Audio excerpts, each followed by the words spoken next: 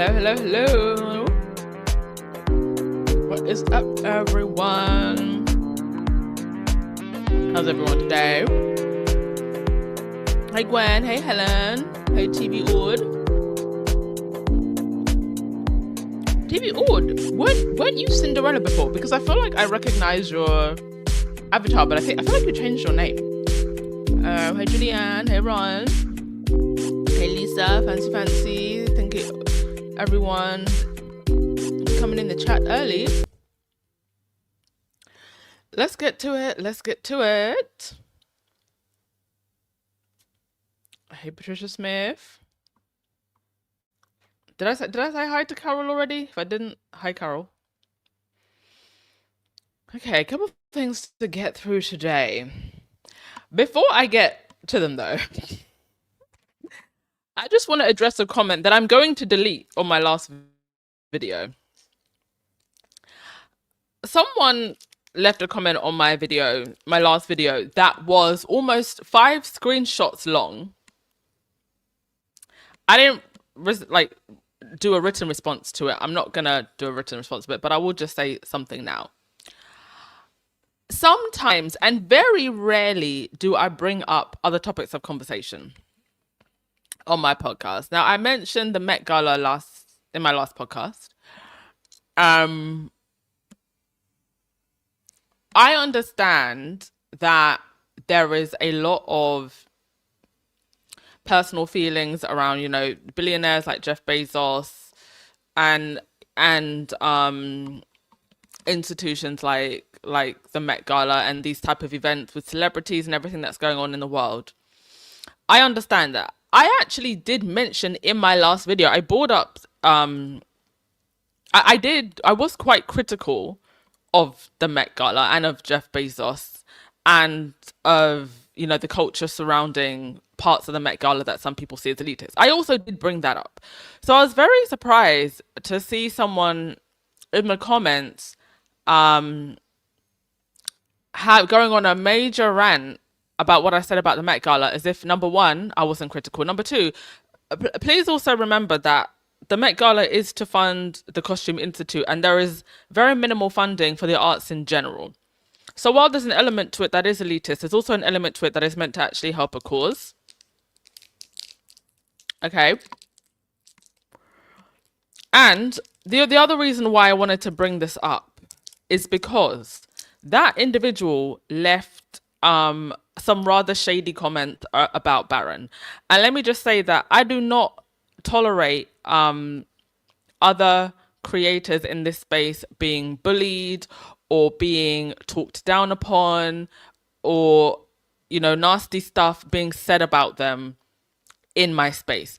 If you don't like the way somebody else runs their channel or what they say on their channel, you have the free will to just not listen or respectfully start your own. But let me just please say right now, if you come into, and I know that I am talking to 0.0001% of hate watchers or weirdos that listen to my channel. I'm not talking to the majority of you listening.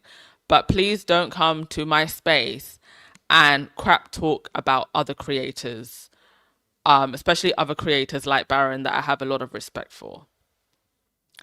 Just wanted to say that to that person if they're listening. And sometimes, culture topic, just occasionally. It's not very often. And actually, the only reason I even brought up the Met Gala, and I will talk about it just at the end, today at the end, is because they were talking about Meghan in the Met Gala. Otherwise, I don't actually think I would have really mentioned the Met Gala at all. So I just wanted to say that. No drama in my space, please. Okay, so let's get into today's topics. First and foremost, a very, very happy birthday to our wonderful Prince Archie, who turned 7. Can you believe it? Can you believe it? Meghan posted a picture, one of Harry and little baby Prince Archie, And one of Archie and his sister Lilibet. Out there on a hike, it would seem. But my favorite picture of Archie, of course, is this one. Archie with his nanny in a wrap. Just the most adorable picture. Now, this is literally how my mother used to carry me. Your auntie used to carry you. I carried my sister when she was a baby. It's 15 years between us. And this was the nanny who sensed the danger when, rather mysteriously, a radiator caught on fire on one of their tours. Who remembers this? Megan mentioning this in the Archetypes podcast. Interesting. The British tabloids and reporters will tell us that they can hear when Harry and Meghan fart. But a royal baby in a room where a radiator caught on fire while on a royal tour, we never heard about that for some reason. They didn't want us to hear about that. They were real tight-lipped about that. I always found that whole thing to be very mysterious and weird. Anyway, this baby that they wanted to cause harm to while he was in his mother's womb is a survivor. Happiest of birthdays to Prince Archie. May you continue to be blessed. No weapons formed against this young man shall prosper. I just know they had the most amazing birthday party for Archie. Whatever they did. And we've done some pretty amazing fundraisers in Archie's name, haven't we? We did the planting the tree for Archie. Incredible. Yeah, 7 years already. Like, where did the time go? Granted, I wasn't really following the whole royal space until around early 2020. So, I wasn't here from the beginning. But I did jump on quite heavily mid 2020, and to see just the level of vitriol that was being thrown at Harry, Meghan, and their child. Even when Archie was born, and the level of entitlement that they had over this kid. Yeah, bless that little boy indeed. Bless that little boy indeed.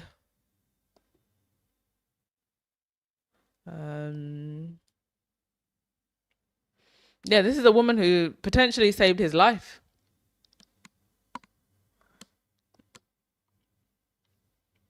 Okay, let's get on to the... Oh yeah, before we get on to the next thing, actually, here are the pictures from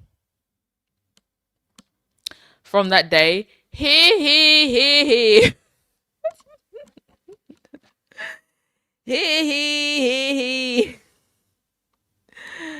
Come see the... in medieval days, this was the highlight of the year. Imagine, maybe even the highlight of the decade. Because how often were royal children even born back then? This was the highlight of the decade. This was Netflix, y'all. He. They would have all come out in their finest potato sacks in medieval times. The peasantry come bear witness. I do still think it's kind of cute and funny that they still do these ceremonial stuff. But I don't know how much longer this will survive with the new royals, because who's the oldest out of the Wells' children? Is it Charlotte? Is she like 11? And most women nowadays aren't getting married until their 30s, and even if they do, they might get married even later. So it's gonna be a while until we see this again.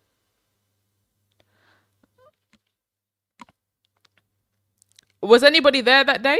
I can imagine the atmosphere was lit with the he and all. There was once upon a time you used to get royal baby announcement in the supermarket in the overhead speakers. I think that they do that. In more recent times, I don't think they've done that.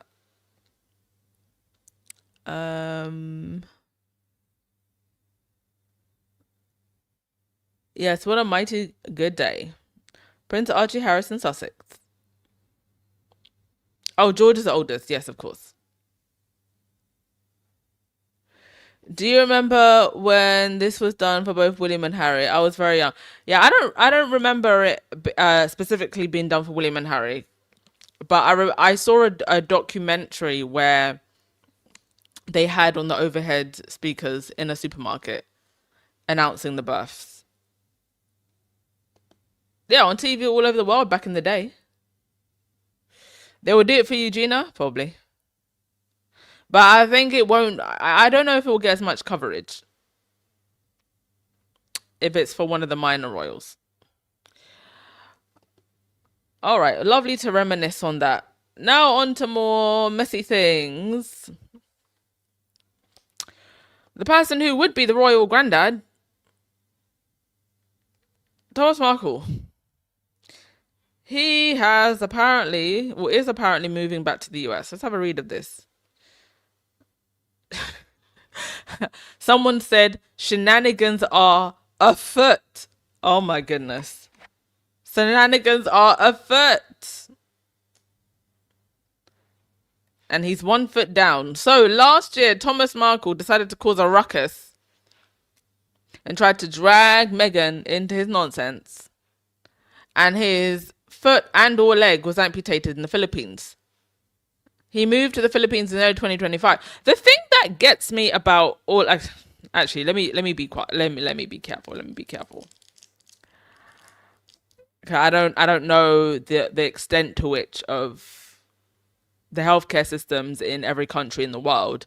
But what I was gonna say is, if you knew that you needed your leg amputated, wouldn't you go back to the US and have your leg amputated there? In your native country? Just saying. Anyway, he moved to the Philippines in early 2025, allegedly because he was sick of living in Mexico. So close and yet so far from the Duchess of Sussex. Well, the foot leg amputation story was bonkers from start to finish. From Thomas announcing the amputation to the Daily Mail before his family, to the Mail-sponsored campaign to somehow force Meghan to fly to the Philippines to see her one-legged father. At the end of this campaign, Meghan had a hand-delivered letter sent to someone at the sent by someone at the US Embassy. And the entire thing was dutifully recorded by both the embassy and the Daily Mail's Carolyn Graham. Since the fiasco, Graham has still visited Toxic Tom, but there's a sense that all of these moronic schemes are never going to pay off for anyone involved. Exactly. They finally got it.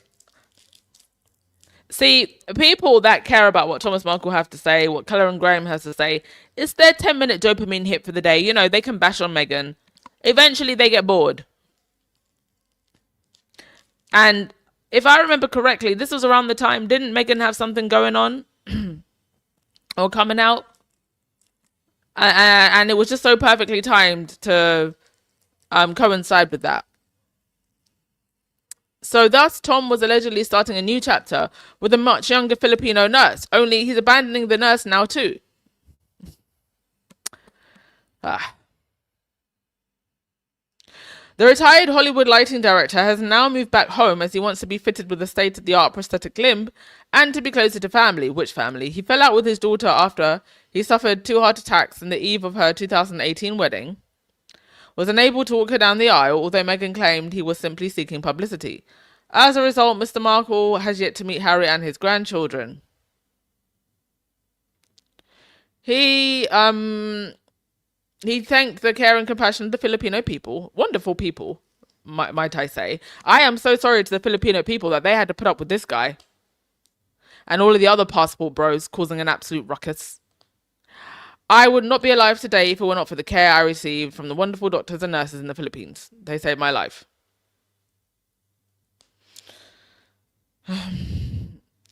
The Daily Mail could not reveal where Mr. Markle would be living. Oh, interesting. Because as and when they want to reveal anything regarding Thomas Markle, they let us know.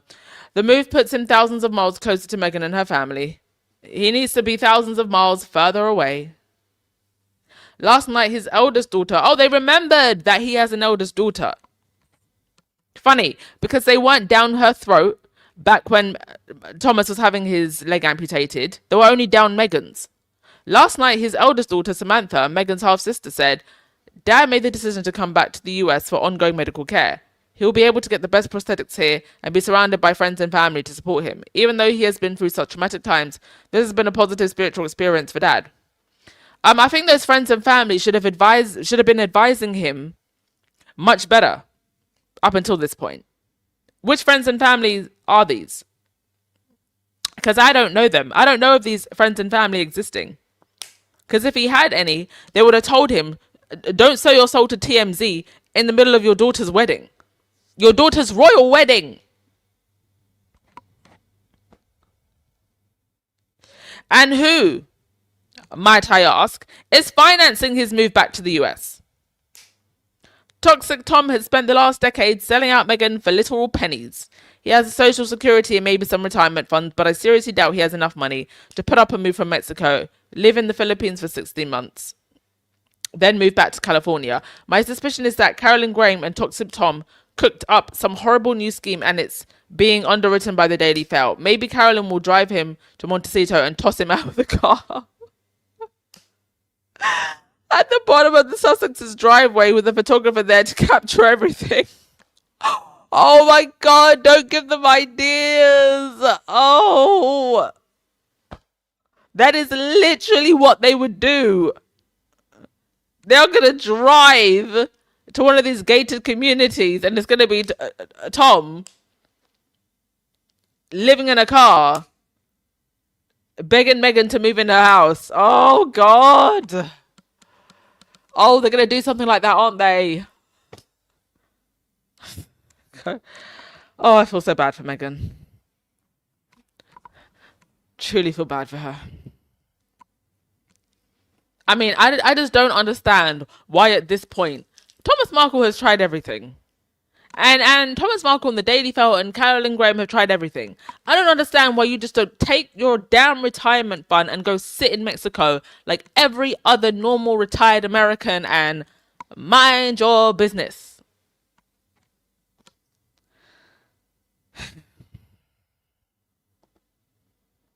I'll go to your comments. Oh, God. Yeah, the demon has showed up again. There's no decent healthcare in the US. I don't know. Maybe the Daily Mail has cut a check to his insurance. Did he do any military service?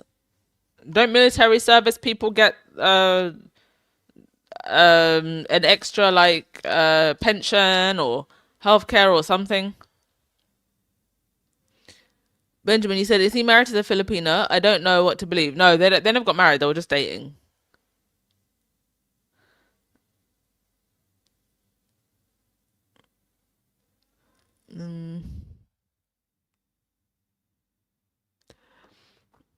Oracle, he said, I don't think the nurse had any romantic inclination towards Thomas Markle. It was probably just a PR stunt. The nurse was just taking care of him.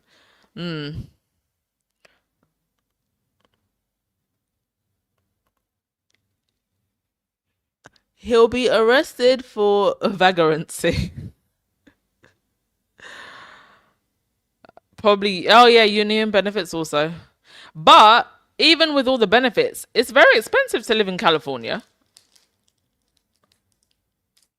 He'd be able to afford to live in Mexico on a retirement fund or retirement benefits and union benefits.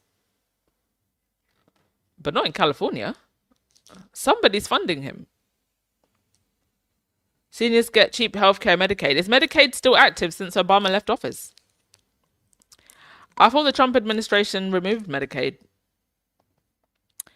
Anywho. Anyway, I'm not trying to give anyone ideas. I sincerely just hope this man minds his business so that Meghan can have peace. Now, apparently, incandescent William was rage bathing before the 2021 Oprah interview aired. Now, I think we all knew this, but I find it hilarious. So I thought that I would cover this story just so we can have a laughy laugh at William apparently rage bathing incandescently. Also just shows that the British tabloids are clearly running out of ideas because we're cycling back to remember when stories. Now, apparently there's a guy called Christopher Anderson who has a new book called Kate! Exclamation mark. That's literally the title of the book. Kate! Exclamation mark. I don't know what he's going to be writing about. Is it an A to Z of her fashion choices? Because there's nothing else to write about. So the book is apparently just him reimagining old tabloid gossip from other biographers. I don't know why these royal biographers keep bothering writing nonsense. I haven't seen any updated figures of Harry's book sales, but given what it sold in the initial weeks, I'm sure it's still selling loads, and it will continue to sell for years to come.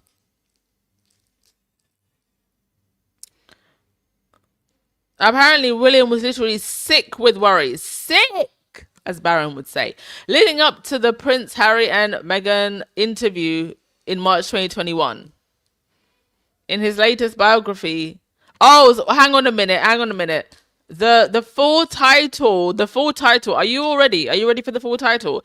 Kate, the courage, grace, and power of the woman who will be queen. Are you sure about that, Christopher? Apparently, according to Christopher, could hear her husband retching in the bathroom for a full week before the interview aired. The vision of William retching in the bathroom. Ugh. Too distracted to think of food over what his brother-in-law would divulge to viewers.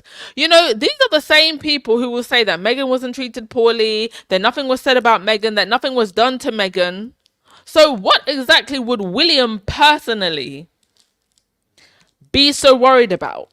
What would he be worried about? Harry and Meghan saying, if he was so sick he couldn't even think about food.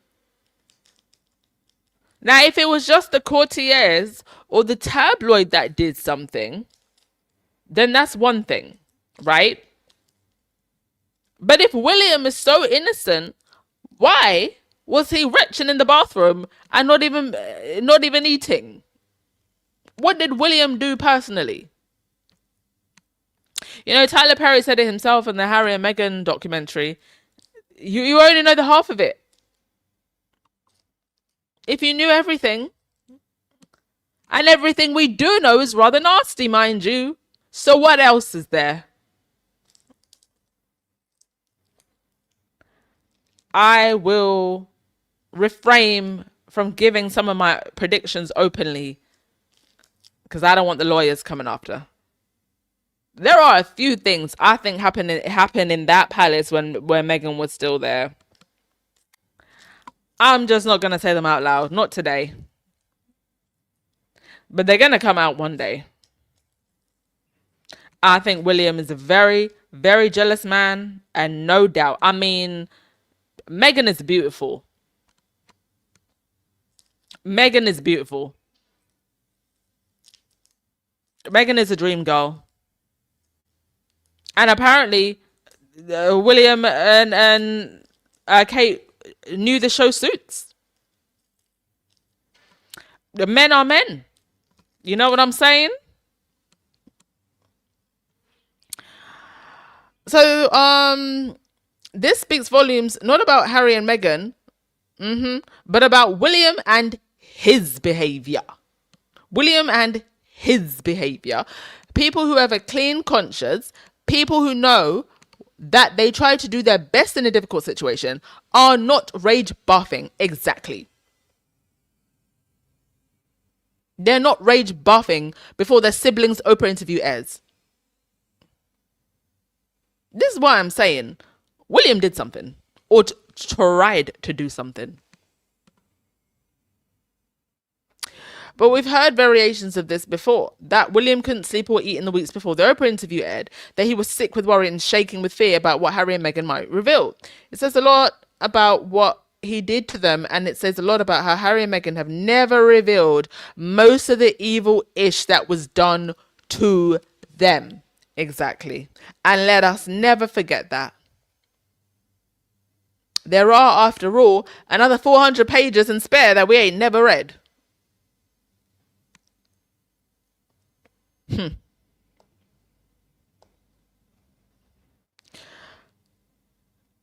All right, last story of the day before we wrap up. Apparently, Kate is going to Northern Italy by herself. Kate and William, William's been doing solo trips more often. I think Kate's last solo trip was, didn't she go to Denmark some time back and she was, going down a slide or something? But the events of the last month have really shone a spotlight on William and Kate's work-shy ways, especially after Harry and Meghan's successful Australian trip, which the royal system tried and failed to sabotage. Oh, all of a sudden, we're not hearing about Sophie Chandauk sent to Bali now that now that Harry and Meghan's Australia trip is finished. We're not hearing about that. What ridiculous sabotage they tried. Wasn't going to work.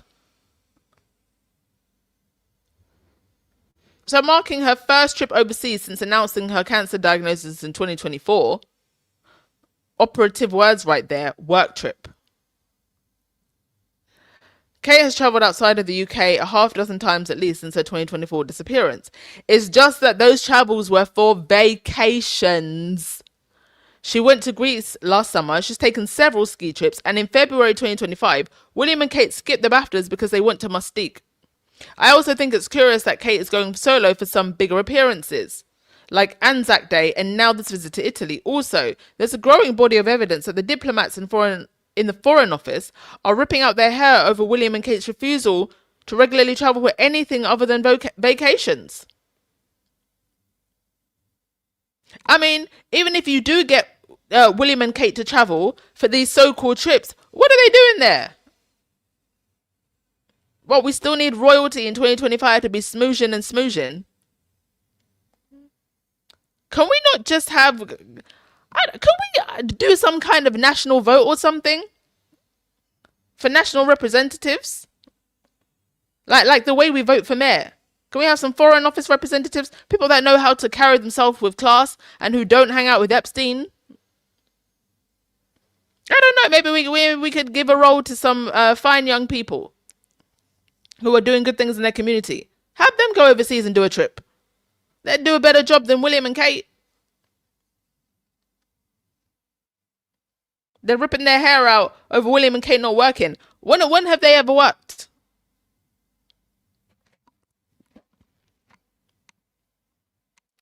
The Foreign Office needs to go back to the drawing board. You could even just get some famous UK celebrity. If the point is soft power and smooshing,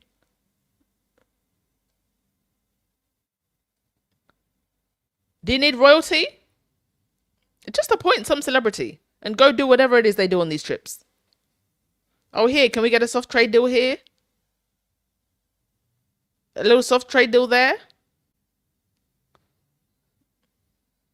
The Foreign Office is ripping out their hair because William and Kate won't travel for anything other than vacations. What, them being lazy is brand new to you? Because a lot of us been noticed. What is even the purpose of this trip? What is the purpose of this trip? So it's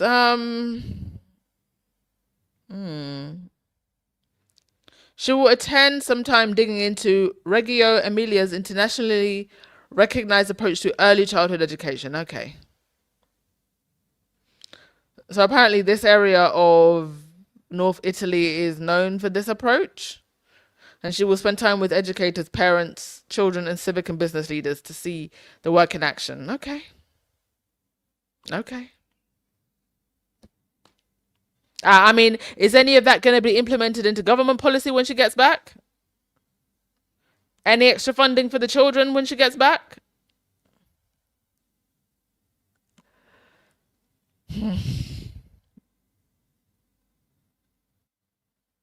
Okay. Oh,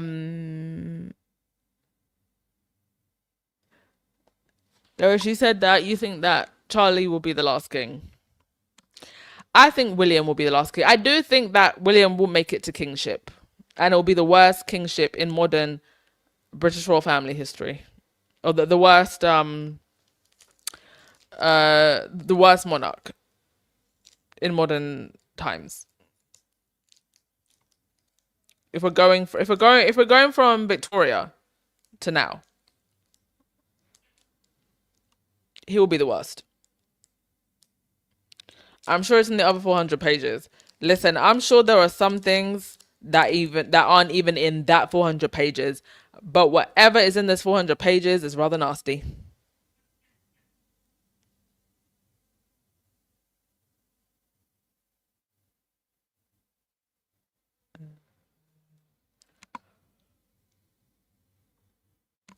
Oh yeah, when they hurt poor Guy, do you remember that?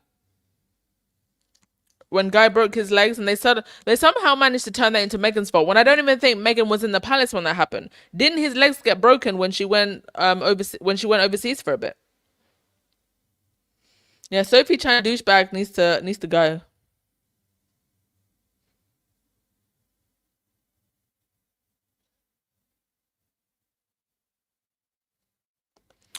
Benjamin, you said maybe I'm thinking as layman, but I don't get how you can have an entire family who does nothing but travel and nobody bothers to have any training program for the next so-called king. I don't get it.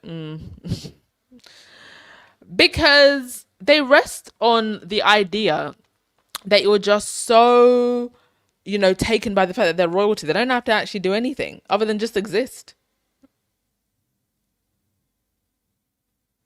Other than just exist. Anyway, just to finish very, very quickly, the Met Gala did happen. It actually went down okay. There was some very interesting. Well, there weren't really any protests, but there was protests through art. There was a very interesting activist group that blasted an image, a projection with audio of a 72-year-old Amazon warehouse worker talking to Jeff Bezos. First of all, why is a 72-year-old working? And secondly, why is a 72-year-old working in an Amazon warehouse? Apparently, there's some interesting things regarding Amazon's work structure, their abusive staff, people having to piss in bottles.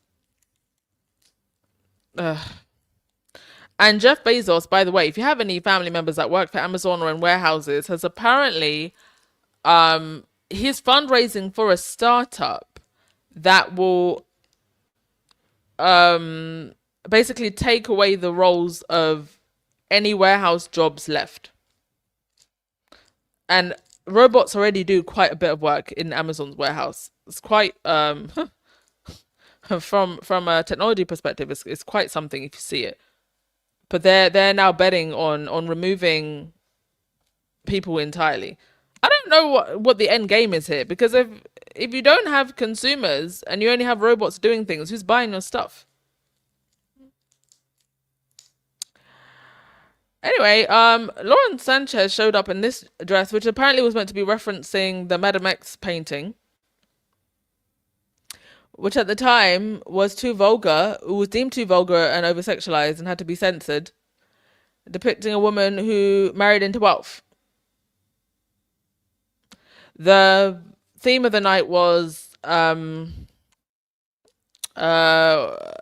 being inspired by a painting. Anna Wintour was apparently shocked at how hostile the whole thing had become. Okay, can't read the room. Anyway, there was some pretty artistic takes on the whole theme. I loved the people bringing the culture. This is the part I love the best. Loved this. This lady here, I don't know who she is, but it was like windswept. Very creative. The ski lady, Elaine, is it Elaine Liu? I don't know what painting she was referencing, but this dress had actual bubbles coming out of it. It was giving early 2010s Katy Perry. Very clever. The one that took it for me though was Model and Hook. I don't know what painting this is referencing. Is it the crying Madonna? But they did some prosthetics work um with the tears on her eyes. Oh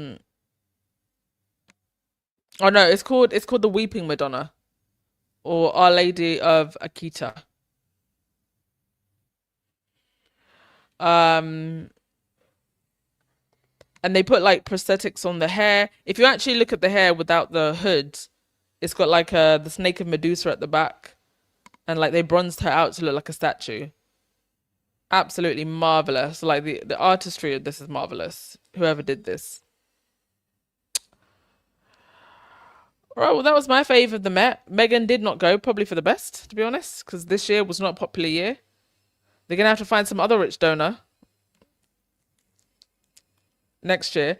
Oh, Beyonce also, well, she was the chair, and she wore this get up referencing a Louisiana painting. Rather creative. And this was by Oliver Roostag. Oh, anyway, those were my picks for the Met. You tell me what were your favorites.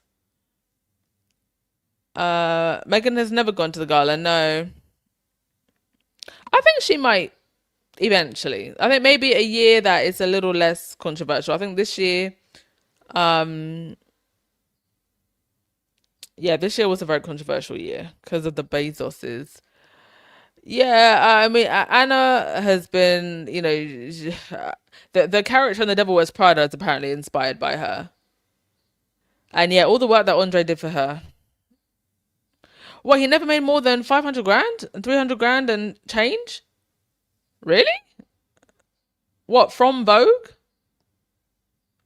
I actually need to read his biography. Isn't it called The Chiffon Trenches?